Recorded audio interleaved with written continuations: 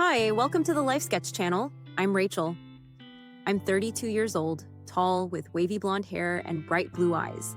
People around me describe me as elegant and confident. I have been married for 7 years to David. Our marriage was going very well, and I thought I had the perfect marriage until that moment. David is my best friend and my partner in life. I share everything with him. Today I'm going to tell you about a day that completely changed my life. Sometimes one moment can upset our whole balance. That day, at my best friend Sarah's wedding, I met someone I thought I had forgotten for years, and everything changed. It all started with an ordinary event like a wedding. Smiles, laughter, and stories swirling around the tables. But in a moment, a face, a look that had left my life years ago, caught me completely off guard. Seeing that person open the dusty pages of the past so fast that I couldn't even understand what I was feeling. As the night progressed, I started to feel that look everywhere. It was so strong that it was impossible to ignore it. At one point, while everyone else was on the dance floor, I was alone in Sarah's bridal suite. And when I saw the door open and she walked in, my heart stopped for a moment. All the emotions I had been trying to hide for years were coming to the surface. She filled the room with just a few words, and in that moment, my world changed completely. Do you think the people we leave in the past really stay in the past? Or does fate sometimes force us to see them again? After that day, I realized that my life would never be the same again. But the story didn't end there. This was just the beginning. Wedding preparations were in full swing. As Sarah and Josiah's big day approached, everyone's excitement grew. Sarah is my best friend and one of the most important parts of my life since college. Josiah is a loving man she has been with for a long time. Their compatibility with each other seems perfect from the outside. Sarah is like a sister to me. Seeing her happy has always been my priority. David, my husband, is close friends with Sarah's fiancé, Josiah. This group of four has been close-knit for years. We go on vacations together. We have been there for each other's most special moments. David has always supported my bond with Sarah. Josiah is like a brother to David. From the outside, this deep bond between us may look like a perfect friendship. But like any relationship, we have our vulnerabilities. During the wedding preparations, Sarah hesitated for a moment as she went through the guest list. Her eyes lingered on the list, and then she turned to me. "Rachel, do you think we should invite Mark?" she asked, her voice sounding strange. The question hung in the air. Josiah's cousin Mark was also someone who had left a deep mark on my past. I hadn't seen him for years, but the moment I heard his name, a lump settled in my stomach. Mark was part of an emotional history that had touched my life and David's for a while before we were married, and our relationship with him had ended before David and I were married, but our story was unfinished. Anyway, Josiah walked past Sarah and tapped her on the shoulder and said, "What kind of question is that, Sarah? Of course we're going to invite Mark. He's my cousin and he's family." There was no doubt or nervousness in his voice. David was busy getting coffee and seemed to have completely missed the point. There was no sign of meaning on his face. In that moment, I felt a sense of relief. David had never found out who Mark was and where he fit into my past. It made me feel a mixture of fear and relief. Sarah quickly changed the subject after this small moment. "Okay then, I'll add Mark," she said, and made a quick mark on the list with her pen. At that moment, the air in the room seemed to lighten a little, but the tension inside me was growing. The thought of seeing Mark again after so many years made me afraid of turning things around. When we got home that night, there was a strange weight on me. As soon as Sarah voiced the idea of inviting Mark, memories of the past began to flood my mind. As David drove, he seemed to realize something was wrong. He was silently glancing sideways at me. "Rachel, are you okay?" he asked, his voice soft but concerned. I turned to him and smiled slightly. "Yes, I'm fine. Just tired, I guess," I said, but he sensed the false comfort in my voice. David didn't insist anymore. That was his usual style. He didn't push me too hard, but this time, I realized that his silence made me even more uncomfortable. When we got home, David changed and lay down on the couch while I went to the kitchen and tried to get some alone time under the pretext of drinking some water. As I lay in bed all night long, I couldn't fall asleep. As I listened to David's regular breathing as he slept quietly next to me, memories of the past came flooding back to me. What Mark and I had been through all those years ago? It was a fast and passionate relationship that started in college. The short but intense time I spent with him was one of the most memorable moments of my life. Mark was a man who always made me feel special. He made me feel worthy. He made me forget the whole world when he was with me. But our relationship was never long-term. Mark's irresponsibility, fear of emotional attachment, and my need for a more organized life forced us to separate. As I said, our story was unfinished and had a ridiculous ending. And shortly afterwards, I met David and we got married. When I met David, he was a trusting, loyal, and loving person. Building a future with him seemed like an easy and right decision. But now, as soon as I heard Mark's name, I was shocked as all the old feelings inside me flared up again. It was something I had suppressed for years, and now it was coming to the surface. I hardly slept at all during the night, my mind wavering between the peace and order of my life with David on the one hand, and the passion of the past with Mark on the other. In the morning, I sat down at the breakfast table with tired eyes and a smile on my face. David was looking at me intently. "I guess you didn't sleep well last night," he said and handed me a coffee cup. "Is something wrong, Rachel?" No, it's just... "I guess the wedding preparations are making me a bit nervous," I said, but the look in his eyes told me he didn't believe me. These thoughts haunted me for several days. The idea of Mark attending the wedding was creating more and more turmoil inside me. Almost involuntarily, the old days with him replayed in my mind. I didn't want to question my love for David, but I couldn't deny that something was missing. Finally, the wedding day had arrived, the big day for Sarah. It was an honor to witness and support her happiness. But to be honest, the feeling was far from exciting because of the turmoil inside me. I woke up early in the morning. I had to be there for Sarah and make sure everything went well. She was my best friend, and I couldn't let this day she had dreamed of go wrong in any way. But another thought was gnawing at me. Mark. The thought of seeing him after all these years put a knot in my stomach. The moment I heard that Sarah would be invited to the engagement party, all the old memories came flooding back like a movie frame. Now the reality was so close. Mark would be here. Looking at his face, even breathing in the same space would be harder than I thought. I had to put it out of my mind. I had promised Sarah today was her date. I went to Sarah's house early in the morning. The house was in complete chaos. Everything from the flower arrangements to the incomplete dinner list was being done in a hurry. Sarah took a deep breath when she saw me. "I'm so glad you're here, Rachel. I don't know what to do. Everything is piling up," she said. Being with Sarah made me relax for a while. As I helped her and organized the dress fitting, I lost myself in the rush. As I looked at how beautiful she looked in her wedding dress, I felt a slight peace in my heart. This was an important day for her happiness, and I was supporting her. That should have been enough. But no matter what I did, my mind kept going back to Mark. Throughout the morning, as I ran around the house, the question, "When is Mark coming?" haunted me. As I waited in the bridal suite for Sarah's hair to be done, I looked out the window, and as the guests got out of their cars and walked in, my heart began to race. "Rachel, what are you thinking?" "You're distracted," Sarah said suddenly. "Nothing, it's your day. Everything's going to be great," I said. I don't know how convincingly I told this lie, but the worry in Sarah's eyes gave way to a slight relief.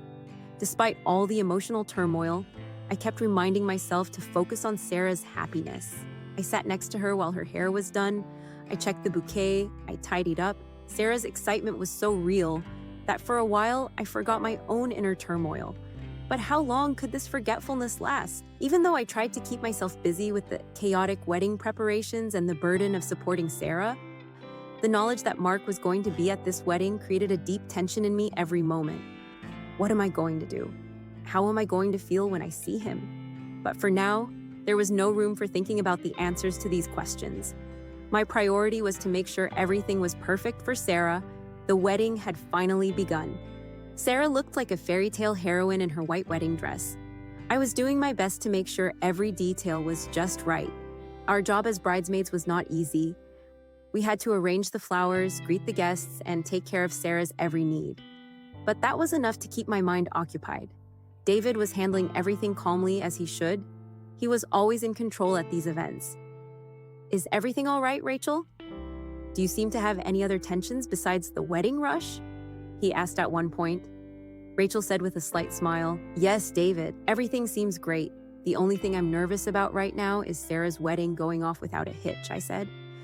But the restlessness inside me was coming from something else entirely. It was Mark. He was still nowhere to be seen. As I checked the guests, my eyes involuntarily searched for him. Maybe he won't come, I thought. Maybe Sarah knew from the beginning that he wouldn't accept the invitation. This thought brought a slight relief, but I still paused for a moment and looked out the window, glancing at every incoming vehicle and shivering in fear that I would sense Mark's presence. "Rachel, I'm here. Please help me." Sarah's voice brought me to my senses. I moved towards her and smoothed the tulle out of her hair. "Okay, you're great. Everything will be perfect," he said and hugged me with a smile. These moments comforted me a little bit. My top priority was to be there for her and make sure this day was perfect. During the greetings with Sarah's family and other guests, everything was moving so fast that I lost track of time. David was by my side, constantly supporting me and comforting me with a smile. His calmness stabilized me in the chaos. But Mark's absence left me with mixed feelings. At some point in all the hustle and bustle, I started to think that Mark wasn't really coming. Sarah wasn't talking about his absence either. Maybe that was the way it was supposed to be. It's better that he doesn't come free, I thought, and the thought gave me a strange peace. Maybe this wedding could go on, free of old memories and confusion. For a few hours, I focused all my energy on Sarah and the flow of the wedding. But was it possible for everything to go so smoothly? Mark's vague presence still hovered over me like a shadow. I knew the past couldn't be erased so easily, but for now, this wedding was Sarah's day, not mine. Clinging to that thought, I tried to give her and this beautiful day my full attention. We were in the middle of the wedding, and everything was going exactly the way Sarah wanted. The bride and groom were dancing in the middle of the floor, and everyone was applauding them. I was standing in a corner next to David, watching everything with a glass in my hand. Sarah's happiness was written all over her face, but the uneasiness inside me still hadn't left me. I tried to convince myself that Mark hadn't come, but I gasped when I saw his tall silhouette through the crowd. Mark was there. His confident, absorbing posture immediately caught my attention, even in the crowd. My eyes locked on him involuntarily. He must have noticed me too, because he looked at me with a slight smile on his face. The moment our eyes met, it felt as if all the noise of the wedding had suddenly stopped. Time had stopped, or so it felt. David's voice brought me back to myself. "Is everything okay, Rachel?" he asked. I quickly turned my head to him and said, "Yes, of course. Everything is great," I said, but my voice was shaking. David didn't seem suspicious. His attention was back on the dance floor, but I could still feel Mark's sharp gaze on me. The wedding had turned into a festival. Everyone was dancing on the dance floor, laughter echoing through the air. As Sarah's maid of honor, I had to join in the fun. Despite the storm raging inside me, I took my place in the crowd with a fake smile on my face. I felt the weight of responsibility as I escorted Sarah as the bride, my eyes scanning the crowd at every opportunity. I was trying to find Mark and hoping not to see him. Sarah grabbed my arm and dragged me to the center of the runway. "Rachel, we're here to have fun today, okay?" she said in a cheerful voice. I nodded, unable to resist her with the turmoil inside me. As the people on the track slowly started to pair up, I locked eyes with Mark and was startled. He put down his wine glass and pushed his way through the crowd towards me. I felt the ground shift beneath my feet. Mark approached me with natural confidence. "Aren't you going to dance, Rachel?" he said with a wry smile. His words stirred a kind of defiance in me. With Sarah and the other guests watching, I had no chance to refuse. I took a deep breath and set my glass aside. "I think I can," I murmured. When our hands joined, every fiber of my body felt the touch. As the slow music started playing, the distance between Mark and me almost disappeared. His hand lightly touching my shoulder seemed to awaken all the memories of the past. Even though we were in the crowd, it was just the two of us. "Years have passed, Rachel, but you're still the same," he said in a low voice. His eyes were locked on mine. My heart was beating fast. "Mark, we shouldn't do this," I whispered. But the hesitation in my voice gave away the sincerity of my words. At that moment, I felt Mark's hand slide down my back, and I closed my eyes and held my breath. The touch was both forbidden and strangely familiar. The fact that we were dancing in public made the moment even more dangerous. The complex emotions of the touch finally made me give up. I withdrew my hands and quickly walked away from the dance floor, dodging through the crowd and speeding my steps towards the bridal chamber. My heart was pounding like it was going to burst out of my chest. When I entered the room, I quickly closed the door and leaned my back against it. I looked at myself in the mirror. The panic and flushed cheeks on my face gave everything away, no matter how hard I tried to avoid it. I covered my face with my hands and tried to breathe deeply. This is not possible.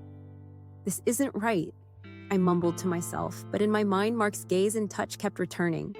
I closed my eyes and tried to forget the moment, but the feeling was making me lose all control. Just then, I heard a light knock on the door and my heart started to race once more. Who could this be?